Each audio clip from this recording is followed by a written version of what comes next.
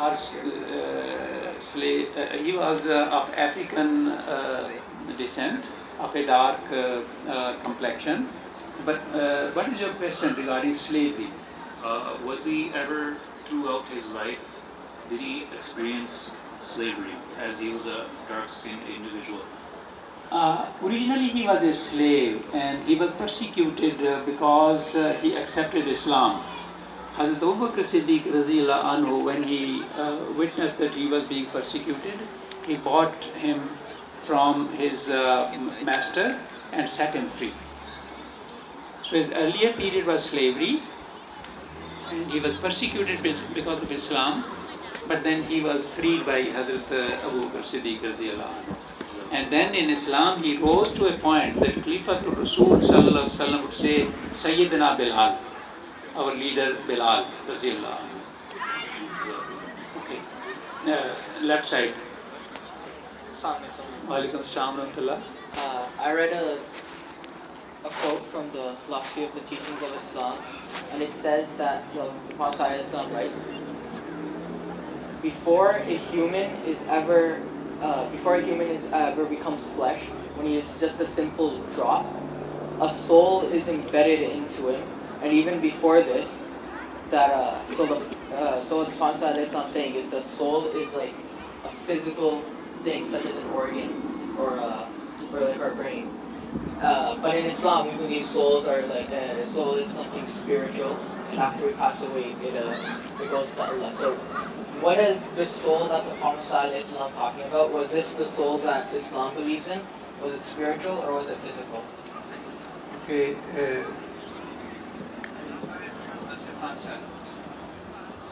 Assalamu alaikum.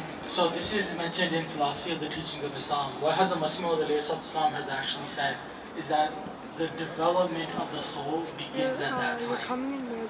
That's specifically what is mentioned there. So as I stated before in the answer that I gave, the second answer of the tonight's session, was that it's the development of the soul which begins. That's what he said. So that's the first point. The second point is that does this then mean that the soul is something physical? It's not. Just because Hazrat Masih Maud Islam said that the development of the soul begins at that time does not mean that it's something physical. It's something which exists in its own plane of existence. It is something which is spiritual, which develops alongside the human being. So, for example, you have emotions. Emotions are not something which are physical. They exist, correct? For example, you love your mother. Fair enough, you love your mother. This thing that you have within you, this emotion, is it something physical? Is love physical? It's not. So there are things which exist which are not physical. So just because something exists doesn't mean that it has to necessarily be a physical existence. Similar to the existence of Allah Ta'ala, Allah is not a being who is physical, but His existence is something which is certain. Right? He is not something which is physical.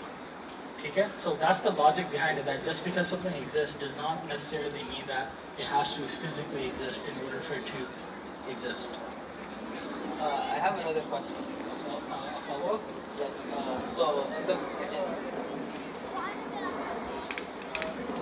We have only 10 minutes to complete this meeting, so please be quick.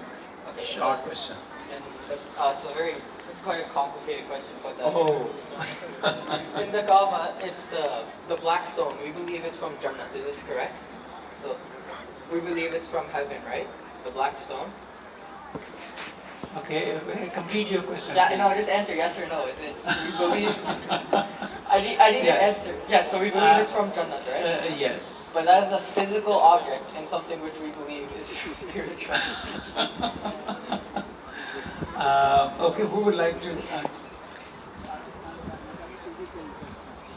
This is the narration. It mentions that the stone is something which fell from the heavens, something which fell from the sky. It's not something which is physically from Jannah. The reasoning behind this is because Jannah is not a physical place. It is a spiritual place. Okay? So that's the understanding behind it. The hadith mentions that it came from the heavens, from the skies, just like a meteor. So at that, so we leave it at that. But Jannat itself, in regards to its plane of existence, is not a physical place. Okay? Jazakallah. साढ़े सात से दरखास्त है Yes, कि on the थोड़ा right side side. पे आप आ जाएं Assalamu alaikum. रिकॉर्डिंग के लिए Walaikum क्योंकि इधर आप Respected Amir Saab, my name is Salam पीछे Ahmed. आ जाओ My question वो here कैमरा today और is हो रहा है that वो फिर what is our रिकॉर्डिंग हो रही belief towards doomsday? Like, how will it occur and when will it occur? Doomsday. When would the doomsday occur? If, Right. we look at the world today, we can see that it's not going to a better direction. Okay. Let us take it from some very practical angle. The Promised Messiah Islam was given the glad tidings that within 300 years, Islam would be the accepted religion of the majority of the people of this world. And we have been given the glad tidings that the Khilafat of the Promised Messiah, peace be upon him, is going to last at least 1,000 years. So this gives us an assurance that next 900 years is very safe. Whatever we are going to experience would be after 900 years. So this is a very short answer. The doomsday, when this world would not remain and people would be presented before Allah to give account of their actions, it is the true knowledge is not given to any human, and this is wisdom. There is wisdom behind it. So, are you asking about some physical time scale when it is going to happen? Oh, or sorry, physical? वहाँ No, भी nobody camera है. knows. Sorry. And Allah has not given this knowledge. Allah has given the indications. When would it happen? The condition would be such. Majority of the people would have gone back away from. Some signs of the last days already occurred, like the coming of the Mahdi and Messiah. So when we say last day, it would be the last 1,000 years of that age. No, like last day by doomsday, I think. Okay, what I need to say is that the precise knowledge of the day, doomsday, is not given to human, and there is wisdom behind it. If a person is told you are going to die at certain hour on such day, then the remaining part of his life would also become unlivable. It is hope that keeps us alive. So Allah has in mind that Allah has not given the specific knowledge of that doomsday to us.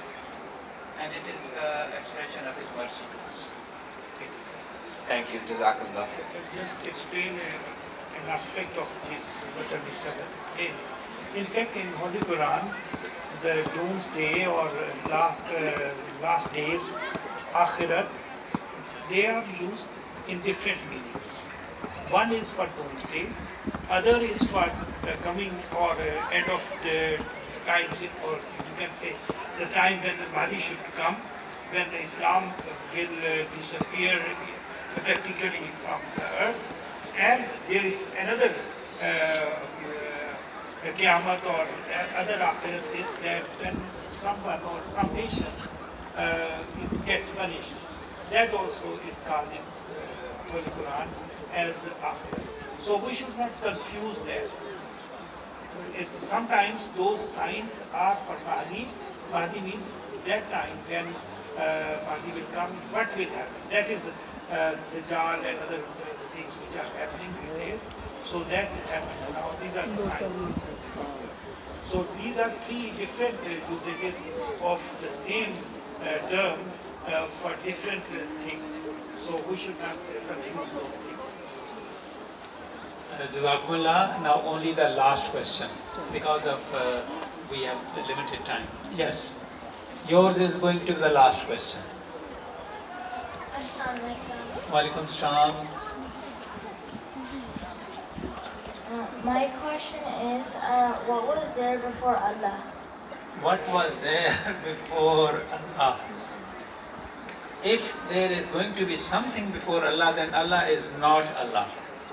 Allah is that being who is the beginning and who is the end. Nothing is before Him and nothing would be after Him.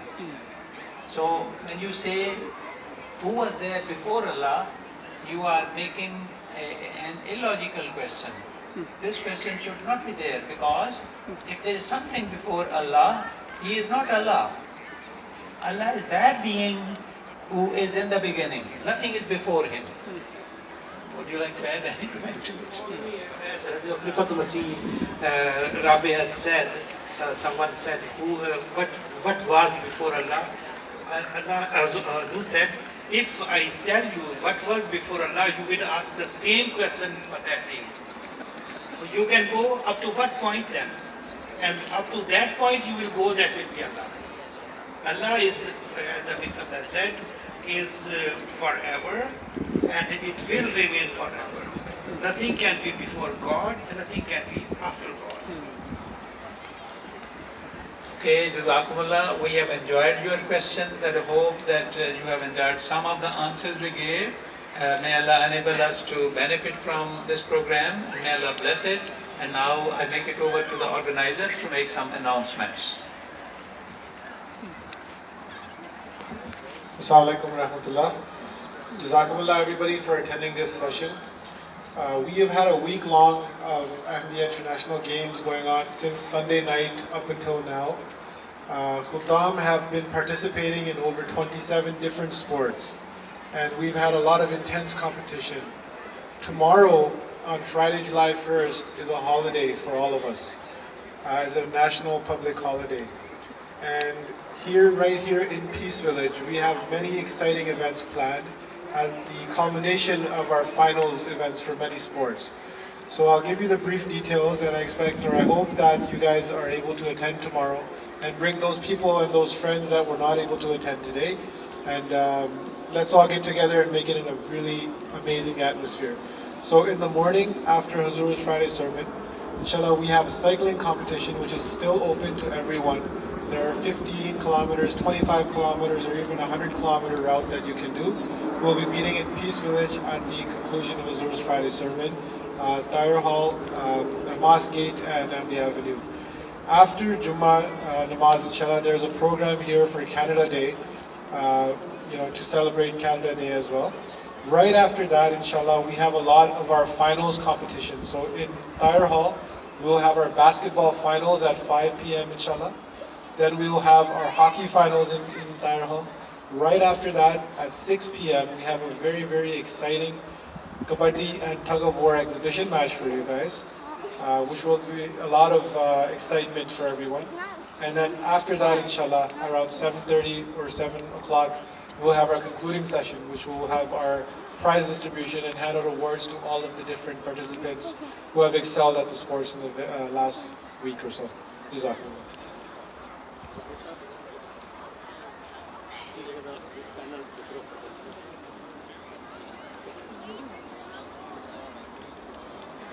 Assalamu alaikum. The program is now concluded. Members who wish to leave, they can